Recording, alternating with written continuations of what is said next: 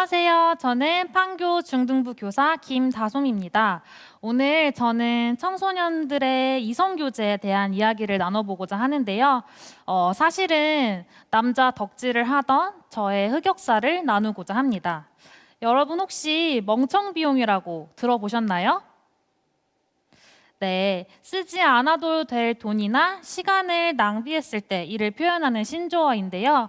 오늘 제 흑역사를 들으시고 여러분은 저처럼 청소년의 때를 멍청 비용으로 낭비하지 않길 기도합니다. 여러분 혹시 덕질하고 있는 연예인이 있나요? BTS? 에스파? NCT? 잠깐만. 우리 오빠들 이름 안 나왔다고 화면 끄는 거 아니죠? 오늘 밤에 오빠들 꿈꿀 수 있게 기도해 줄게요. 화면 끄지 말아요. 네, 혼자 이렇게 하려니까 너무 현타가 오는데요. 네, 다들 입덕하게 된 계기가 있을 거예요. 제가 남자에 입덕하게 된 계기는 중학교 때 다니던 수학학원에서였어요. 저는 3남매 중 장녀로 부모님에게 동생들에 비해서 상대적으로 많은 관심을 받지 못했어요. 근데 학원에 가니까 남자애들이 같이 영화 보자고 하고 밥 먹자고 하고 집에 같이 가자고 하고 태어나 처음 받아보는 그 관심이 보기에도 좋고 먹기에도 좋은 선악과처럼 보였습니다. 그래서 내가 살아있음을 느끼게 해주는 남자애들의 관심을 얻고자 애를 쓰기 시작했어요.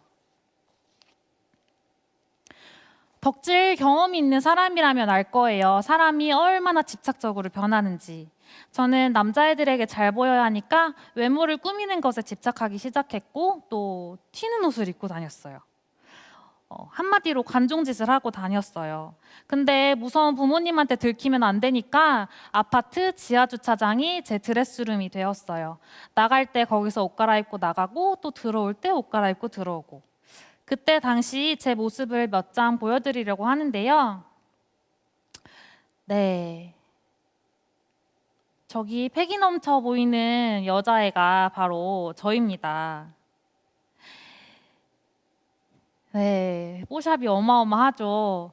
저거는 당시에 제가 싸이월드에 올렸던 사진인데 혹시 선생님들한테 이렇게 들키거나 누가 꼰지를까봐 저 술 부분을 하얗게 가린 거거든요.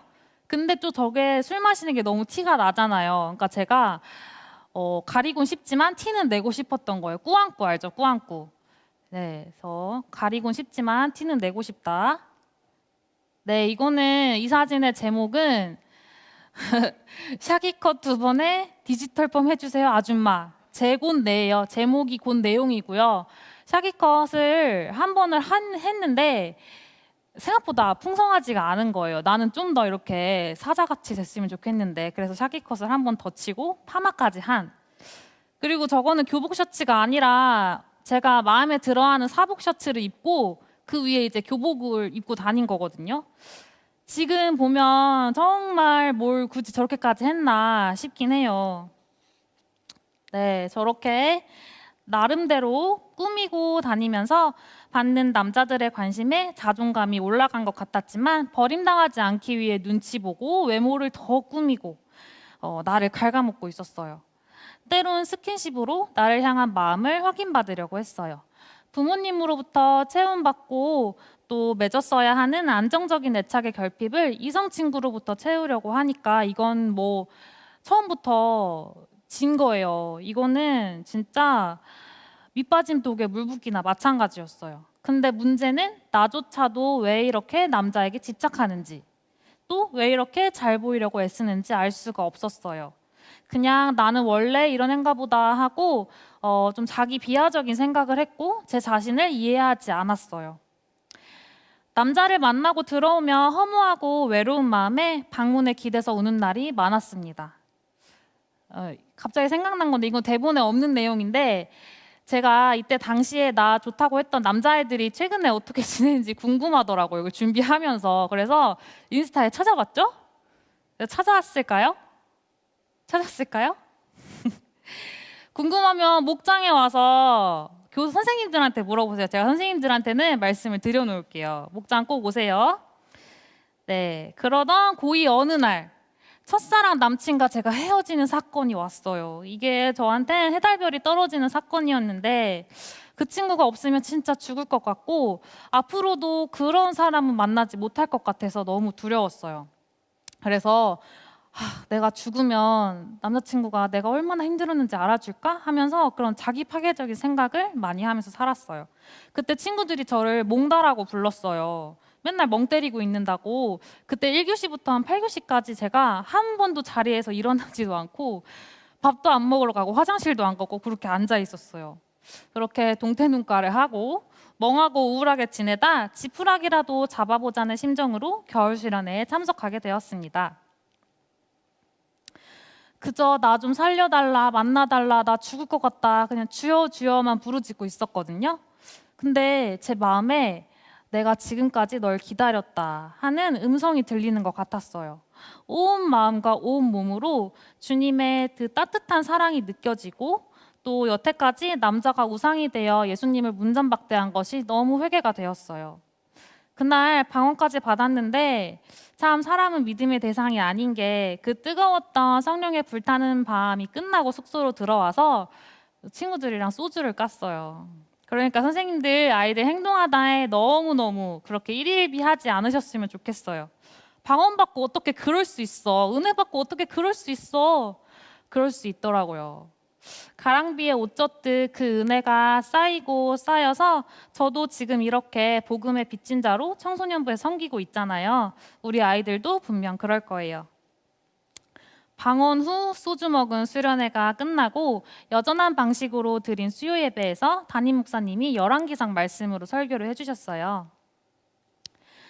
사렙다 과부가 자기 아들이 죽은 것을 인정하지 못하고 품에 품고 있었는데 이것을 인정하고 내려놓았을 때 엘리야가 기도를 해주고 그 아들의 숨이 다시 들어왔다는 내용이었어요.